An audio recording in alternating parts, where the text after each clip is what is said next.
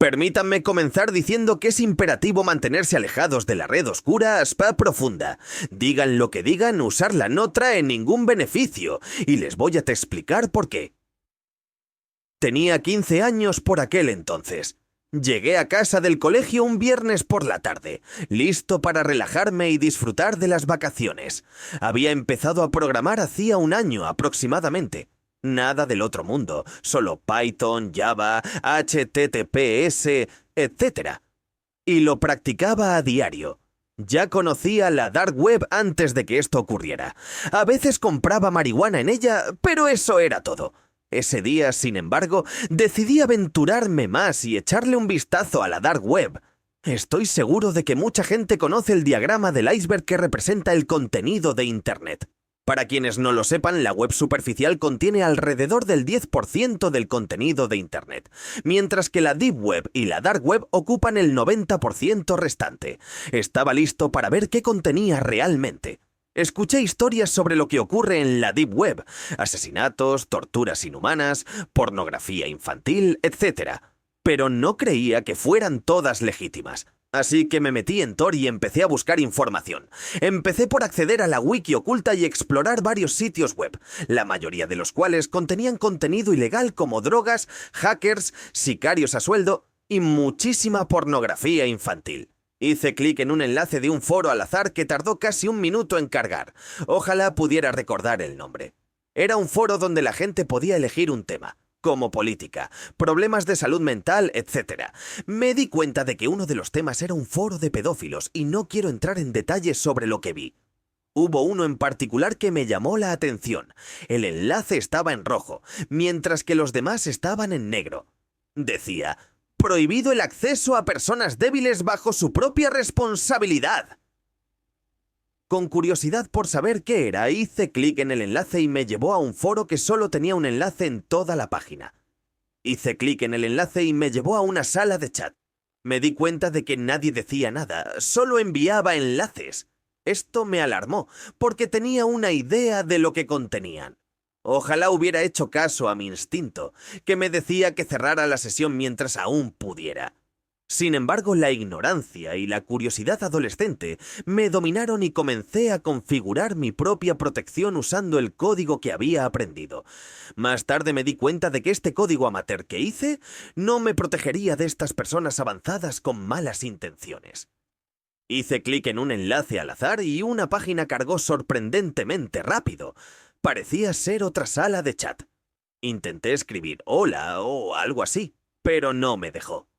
Suspiré y comencé a mover el mouse para ir a la página anterior cuando sonó un ruido. Había recibido un chat. El mensaje decía: «Hola, ¿nuevo usuario? Veo que has encontrado mi sitio. ¿Quieres continuar?». Intenté escribir de nuevo, pero seguía sin poder.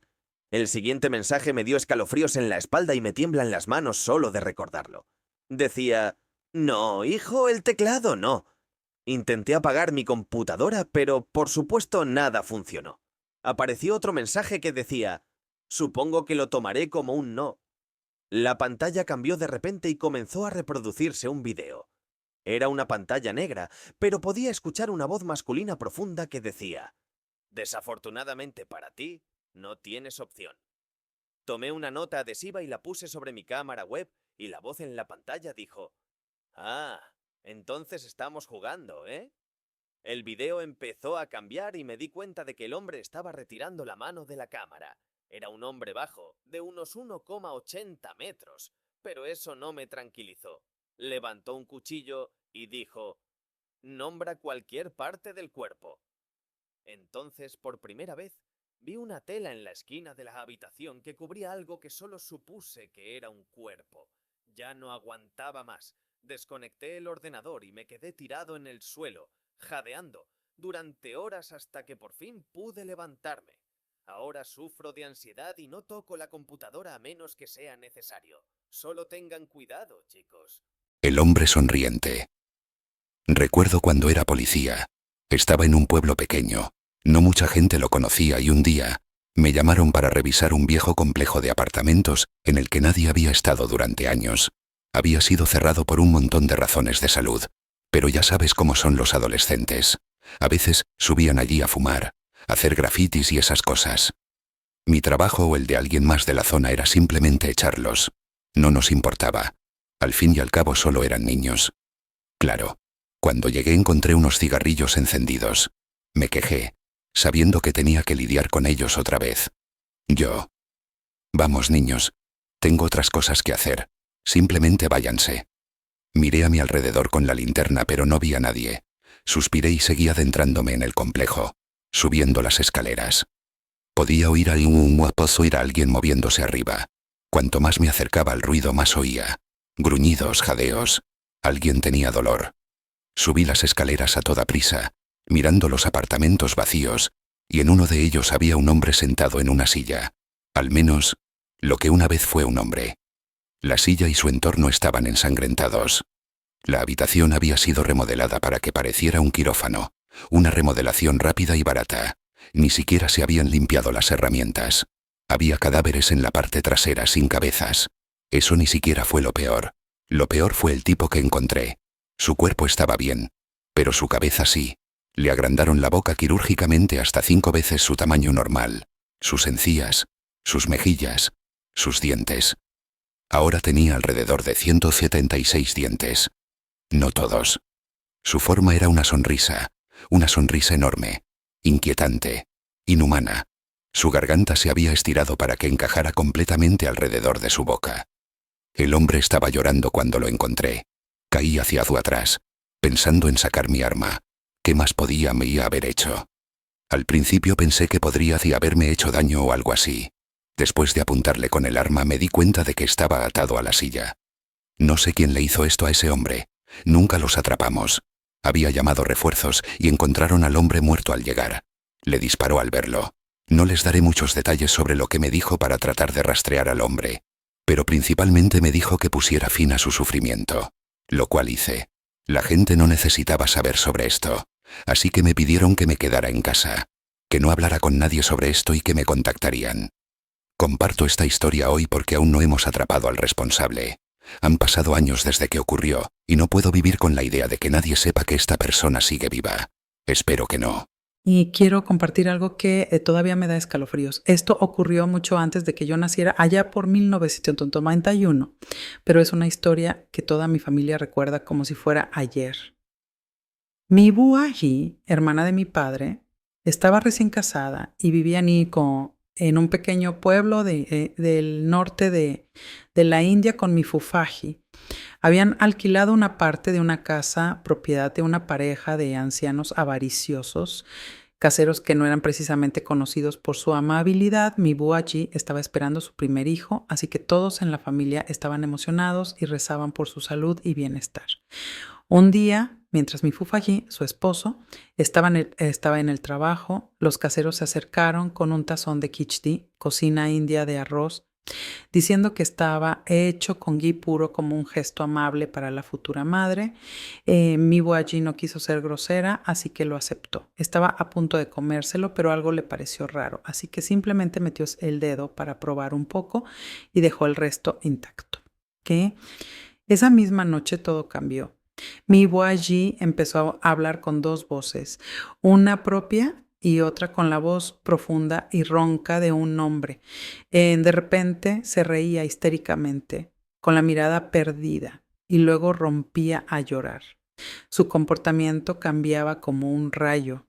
Lo peor, cada vez que salía de casa, era completamente normal, pero en cuanto cruzaba el umbral, empezaba a gritar como si algo la arañara por dentro. Al principio todos pensaron que era solo el estrés del embarazo, pero las cosas solo empeoraron. O sea, se despertaba en mitad de la noche con las manos apretadas, como garras, las uñas clavándose en su propia piel hasta sangrar. Hablaba de sombras oscuras que le susurraban, de manos que intentaban arrastrarla a lugares indescriptibles. Mi fufaji estaba perdiendo la cabeza, probando con todos los médicos de la zona, pero todos decían lo mismo.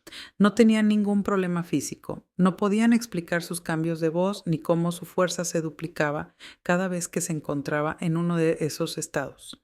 Una noche dijo algo que le heló la sangre a mi fufaji. Con esa voz profunda y gruñona pronunció palabras que no eran suyas. Describió el plan del casero. Esa mujer quería que su hija se casara con mi Fufachi. Si mi Buaji ya no existía, ella fuera por un trastorno mental o por la muerte, ese deseo perverso se haría realidad.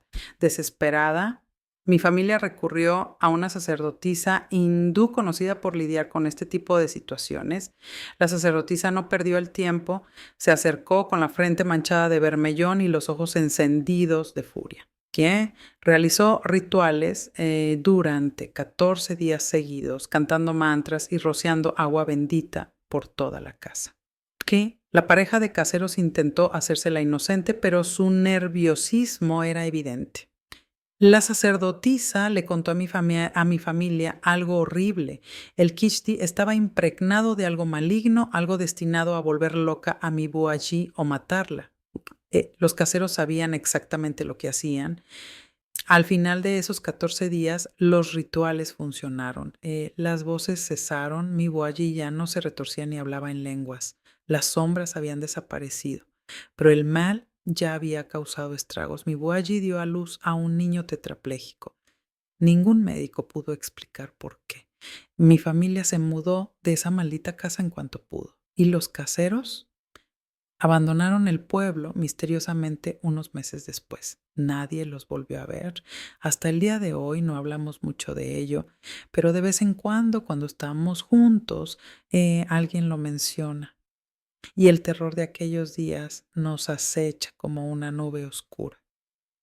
Algunas cicatrices nunca sanan del todo. Hola a todos. Quería compartir una experiencia espeluznante que tuve recientemente y que todavía me da escalofríos. Tras una larga noche de trabajo, decidí tomarme un breve descanso. Estiré las piernas y salí de mi habitación, solo para encontrarme con un silencio inquietante. El pasillo, normalmente cálido, se sentía vacío. La tenue luz de la Nila Bilaku, lámpara tradicional de latón, proyectaba sombras parpadeantes, pero la casa parecía vacía. Fue entonces cuando lo oí, el leve sonido del agua goteando. Tip, tip, tip. Parecía provenir de la cocina. Mi corazón se aceleró al acercarme. Los platos de acero cuidadosamente apilados sobre la encimera y el filtro de café seguían como siempre. El fregadero estaba seco, sin rastro de fugas. Sin embargo, el sonido persistía, suave pero inquietantemente claro. Descartándolo como mi imaginación, volví a mi escritorio, pero el silencio a mi alrededor empezó a cambiar. Poco a poco, el sonido del agua goteando se desvaneció, reemplazado por tenues murmullos. Sentí como si alguien susurrara justo detrás de mí, con una voz indistinta pero escalofriante. Respiré a toda velocidad. El aire a mi alrededor se volvió más frío, más denso. Armándome de valor, me giré bruscamente y me quedé paralizado. Allí, de pie frente a mí, estaba una niña. De no más de 7 años, vestía una patu pavada, falda de seda, color crema y dorado, con su larga melena negra cayendo en cascada sobre sus hombros. Su rostro estaba pálido, sus ojos abiertos y hundidos, mirándome fijamente. Su presencia era tan aterradora que sentí que la sangre se me escapaba de la cara. No podía moverme. Sentía las piernas clavadas en el suelo, el corazón me latía con fuerza y la visión se me nubló. Sin darme cuenta, todo se volvió oscuro. Cuando desperté, la luz del sol entraba a raudales en mi habitación. Estaba de vuelta en mi silla, empapado en sudor. Era de mañana, pero lo ocurrido la noche anterior parecía demasiado real. Incluso ahora no puedo quitarme la imagen de la niña. A veces oigo tenues susurros en la quietud de la noche. Me digo a mí mismo que solo fue una pesadilla, pero en el fondo sé que era real. Ella era mi visitante silenciosa. ¿Vendrá a encontrarme en la realidad? Trabajador de funeraria. Soy Lucinda, funeraria, y llevo trabajando en una morgue unos 5 o 6 meses. Últimamente he tenido algunos sucesos extraños y quería compartirlos con algunos. Esta situación en particular ocurrió hace unas 4 semanas, justo el día de mi cumpleaños. Mi jefe me pidió que fuera y se disculpó por el aviso tardío, ya que alguien había salido temprano y yo era la única persona en la ciudad, así que técnicamente ni siquiera necesitaba estar allí. No disfruto mucho trabajando con cadáveres en mi cumpleaños, pero con lo que sea se pagan las cuentas. Entonces, un paciente entró y estaba preparando los tubos de embalsamamiento cuando oí un ruido sordo. Y habría estado bien si no hubiera sido un sonido repetitivo. Un ruido sordo me da escalofríos, pero 20 o 30 después, me cago en los pantalones. Cuando busqué posibles razones, vi un bisturí ligeramente fuera de lugar en mi mesa de disección. Esto fue extraño porque mantengo mi área muy organizada e higiénica, sin lugar para imperfecciones. Justo después de ver esto, sonó un golpe seco y definitivo, y luego silencio. Para entonces estaba obviamente asustada, así que quería terminar con el cliente y registrar mi salida. Me dirigí hacia mi paciente, casi terminando, y vi que el bisturí, el mismo que estaba fuera de lugar, había desaparecido. Lo único que pasaba por mi mente era ¿qué demonios? Llamé a una de mis compañeras, que estaba fuera de la ciudad, por cierto, y le pedí que cubriera mi turno. Sigo sin tener idea de qué era ese golpe seco. No pienso averiguarlo. Terminé quedándome allí otra hora y media esperando a que llegara mi reemplazo. Terminé con el cliente, limpié el área para los siguientes pacientes y esperé en el vestíbulo hasta que llegó mi compañera. Lo más aterrador de toda esta situación fue que, después de irme, mi reemplazo me envió un mensaje preguntándome si había dejado abiertas las puertas principales. Unas puertas enormes y difíciles de abrir estaban abiertas.